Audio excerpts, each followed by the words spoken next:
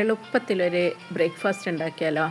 1.5 cup അരിപ്പൊടിയാണ് ഞാൻ എടുത്തിരിക്കുന്നത്. ആ ഒരു കപ്പിൽ തന്നെ തേങ്ങയും ഒരു 5-6 ചെറിയുള്ളിയും ജീരകവും കൂടി ഒന്ന് ഒതുക്കിയും വെക്കാം.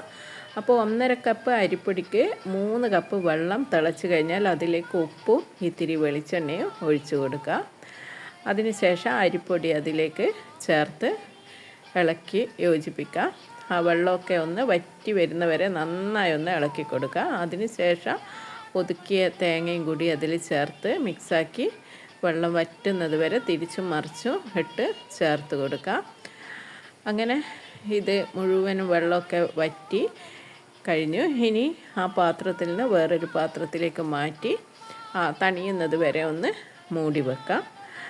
തണിഞ്ഞു കഴിഞ്ഞു. ഇപ്പോൾ നന്നായിട്ട് കണ്ടില്ല. ഇനി ഒരു ഓയിലിൻ്റെ കവറിലോ അല്ലെങ്കിൽ നമ്മുടെ വാഴയിലോ ഇങ്ങനെ ഒന്ന് പരത്തി വെച്ച് കൊടുക്കാം. എന്നിട്ട് ദോശക്കല്ലിൽ വെച്ചിട്ട് ഇത് ചുട്ടെടുക്കാം. നെയ്യൊന്നും ഇല്ലാതെ തന്നെ ചുട്ടെടുക്കാം. ഇനി ആവശ്യമാണെങ്കിൽ നിങ്ങൾക്ക് നെയ്യ് ചേർത്ത് കൊടുക്കാം. അങ്ങനെ ഓരോ പത്തിരിയും ഇതേപോലെ തന്നെ ഉണ്ടാക്കിയെടുക്കാം. ഇതിന് വേണ്ടി ഒരു എളുപ്പം ഉണ്ടാക്കുന്ന ഒരു കറിയും കൂടി ഞാൻ ഉണ്ടാക്കിയിട്ടുണ്ട്.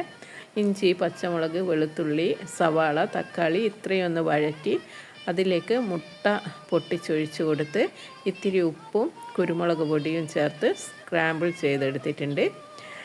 എന്നിട്ട് അതിലേക്ക് നല്ല തിളച്ച വെള്ളം അങ്ങോട്ട് ഒഴിച്ച് കൊടുക്കുക. എന്നിട്ട് ഒരു 5-10 മിനിറ്റ് നേരം ഒന്നിത് കുറുകി വരുന്നവരെ മൂടി വെച്ച് പെട്ടെന്ന് ഉണ്ടാക്കാൻ പറ്റുന്ന ഒരു എഗ്ഗ് കറിയാണ് ഇത്.